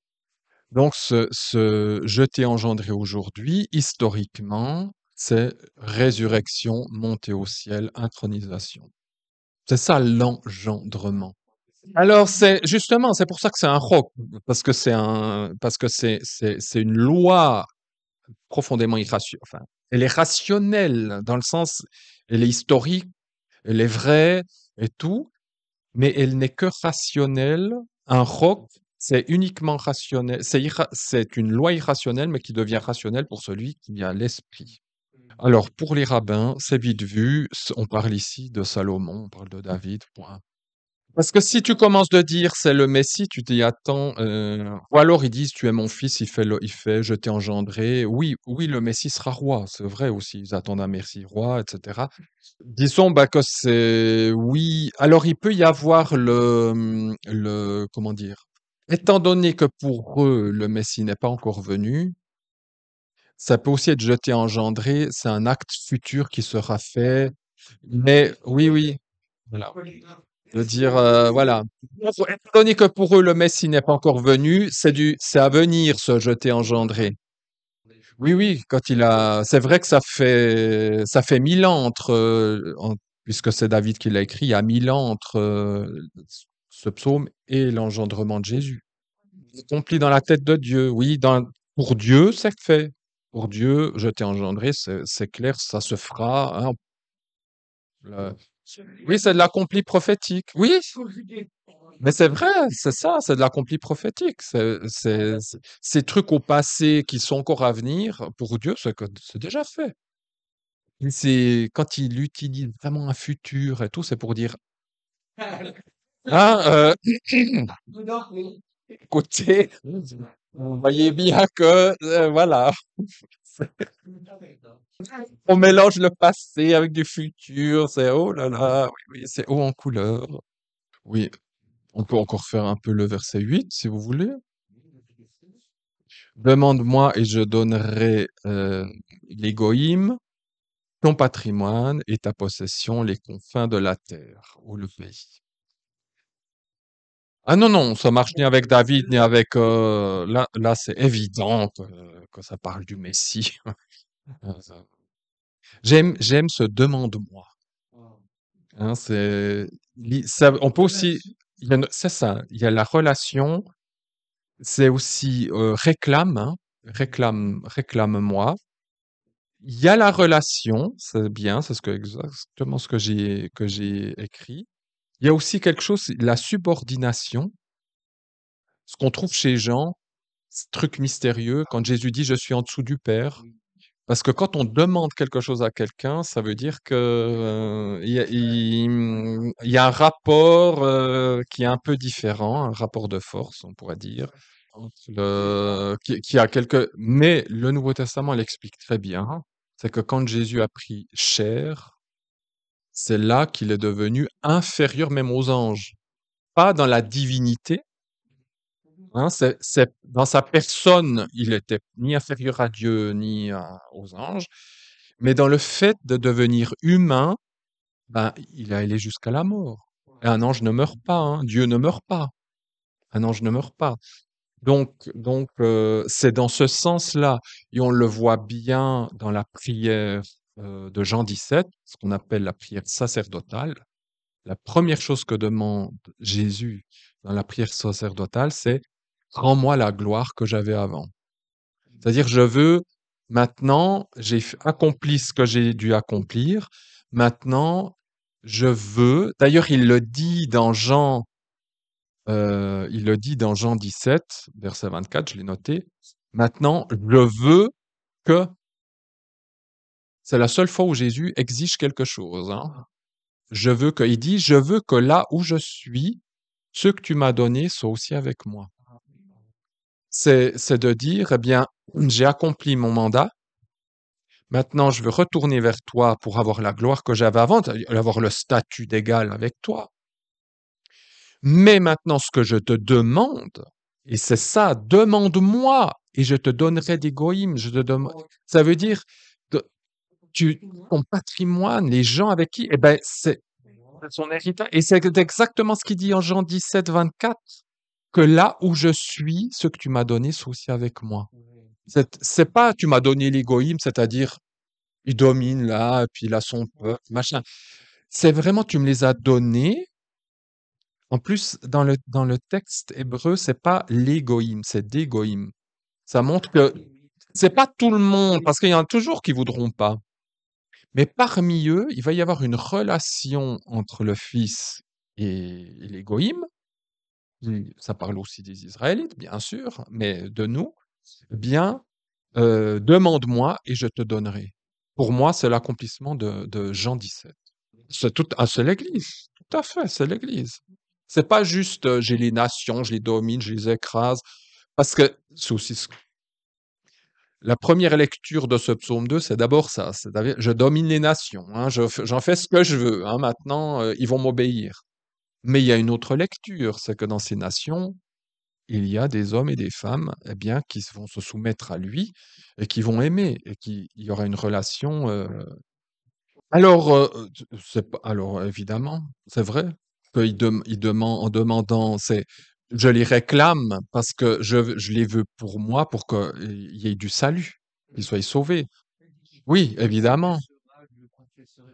Évidemment qu'il y a aussi ça. Donne-moi ces goïms, donne-moi toutes ces nations parce que dans mes mains, elles pourront connaître le salut. C'est Jean 17. Ceux-là ont cru en moi. Ils savent d'où je viens, ils savent qui je suis. C'est très beau, hein, on est ces petites brebis. Voilà, demande-moi. Et Jésus demande à son Père ce don, hein, des goïms, le corps, hein, qui bien sûr, comme on l'a vu, goïm, c'est non seulement toutes les nations, mais Israël inclus. Alors, j'en reparlerai peut-être un peu la fois prochaine. Il y aura quand même une grande différence, on le voit dans les derniers versets, entre Israël et les nations. C'est qu'Israël, dans le millénium, va servir d'une manière parfaite son Dieu.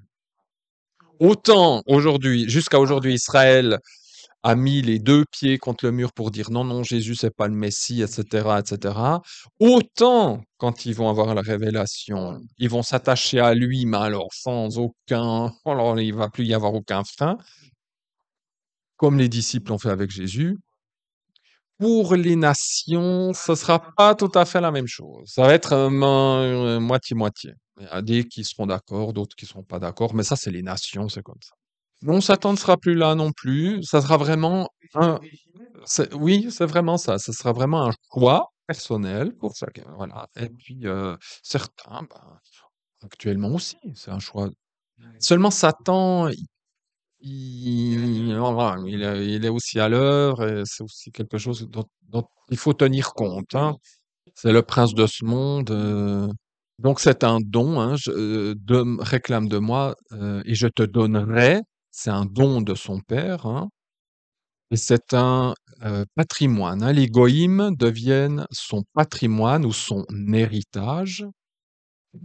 Alors un héritage, il y a une différence entre la possession, les confins de la terre ou du pays, parce que là, il y a double lecture, hein, les confins de la terre ou du pays, c'est confins, ça donne, après, en hébreu moderne, ça donne zéro FS. Zéro.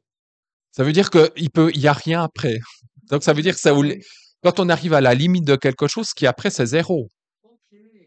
Voilà. Alors je sais même pas si oui, là, c'est des mathématiques. Voilà. Donc ça signifie vraiment, on peut pas tout, hein. Alors, les confins de la terre, c'est autant le globe, la terre entière, que le pays d'Israël, parce que Dieu a donné à Abraham une géographie très précise que qu'Israël aura. Eh bien, Jésus va régner sur l'Israël que Dieu a déterminé. Mais en même temps, il régnera sur le monde entier. Et alors moi, je fais aussi un petit jeu de mots, c'est ta possession, c'est les zéros de la terre. Non, mais les zéros, dans le sens, les nations, c'est des zéros, quoi. Enfin, parce qu'ils se croient, gna, gna, gna, c'est des zéros. C'est pour ça que je disais, les nullités de la terre, le Seigneur, il va dominer là-dessus. Ne vous en faites pas. Mais bon, ça, c'est mon petit clin d'œil. Alors, on va finir avec ça. C'est quelle est la différence entre un patrimoine et une possession? Alors, le patrimoine, c'est un héritage. En hébreu, ça vient du verbe hériter. Hmm, Qu'est-ce que j'ai écrit là? Colossiens 3:24. Ah oui. Un héritage, c'est une transmission qui peut être modifiée, retirée. Un héritage, c'est lié à des conditions. N'importe qui ne peut pas hériter comme n'importe comment. Même quelqu'un qui peut hériter, on peut le déshériter. Vous avez des exemples bibliques, même. En Colossiens 3:24, on voit qu'un héritage est lié à une récompense, c'est-à-dire que je peux hériter si je fais quelque chose. Alors dans notre idée, ben moi j'hérite de mes parents, j'ai pas grand-chose à faire pour hériter de mes parents. Mais dans le milieu biblique, on voit qu'un héritier, il lui est légué quelque chose, mais que cet héritage, ben il peut tout à fait se transmettre. Il y a une condition, hein. Bibliquement, dans un héritage, il peut y avoir une condition. Et ce qui signifie que si Jésus hérite des goïms, s'il hérite de nous, c'est parce qu'il a fait quelque chose. Bien sûr que de toute éternité, bon, il savait tout, etc. Mais si Jésus avait failli, l'héritage lui passait sous le nez, et nous avec.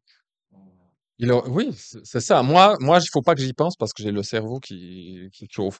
Je dis, Seigneur, mais comment tu as fait pour vivre?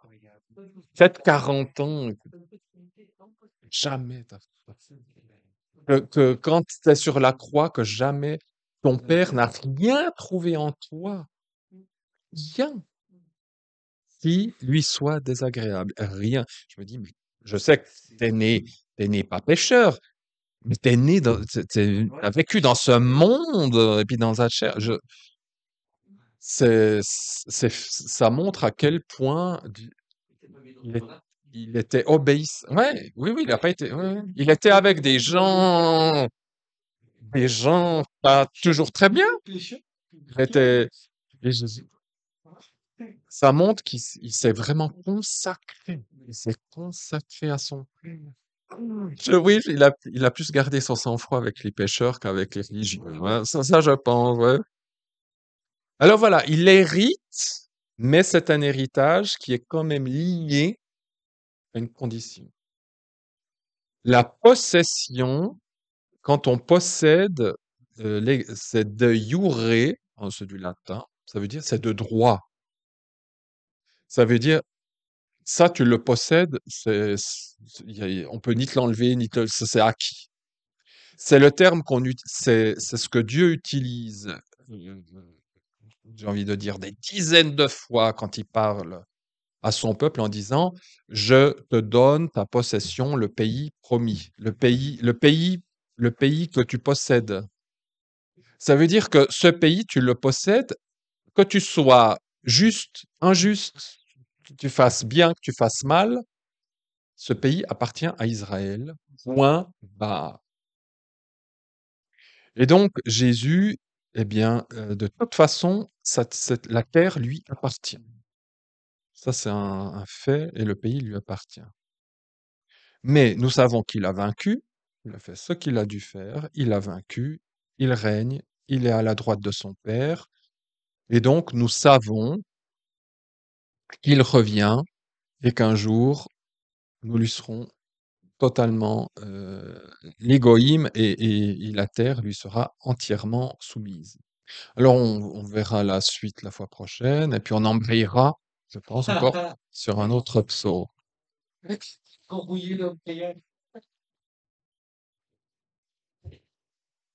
Merci beaucoup, mon ami. Ça explose toujours la tête, ces beautés, sincèrement. Mes amis, merci beaucoup à tout le monde qui nous a suivis. On va faire simplement une prière avant, mais je fais quand même l'appel à cette sagesse que Dieu nous donne, à cette profondeur très grande qu'il nous donne gratuitement. Merci beaucoup, sincèrement, pour toutes ces études. Je suis même étonné de voir au milieu de ces versets cette profondeur mystérieuse, qui s'il n'avait pas eu la révélation, serait à côté de la plaque, toujours. On est très bénis par la sagesse du Seigneur, donc cherchez toujours la sagesse, les amis. Soyez, lisez la Bible, commentez ça avec nous également dans les commentaires ou avec vos amis, des choses que vous avez trouvées. Et merci pour nous avoir suivis jusqu'à présent. Tout le monde qui nous regarde chez YouTube, chez Spotify, même chez Twitch. Ceux qu'on ne connaît pas, qui nous regardent pendant les semaines et les 60 jours qui restent, on dit coucou à vous tous, aux États-Unis, en Angleterre, en France. En tout cas, c'est bien de vous voir. Bon, on va faire une petite prière maintenant. Donc, le procès va choisir un sacrifice, qu'on sait déjà qui c'est. Et chez YouTube, on se voit d'ici 2 minutes, 2 secondes. Et pour ceux qui sont chez Twitch, priez avec nous. Amen. Bon. Oh, ça me va, hein. Pour les traitements des vidéos, c'est parfait. Bon, pour tout le monde qui nous suit, jusqu'à à mercredi, la semaine prochaine pour la 4e session, auquel on va continuer le psaume 2.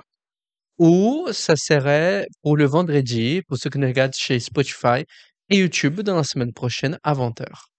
En tout cas, à la prochaine. Au revoir.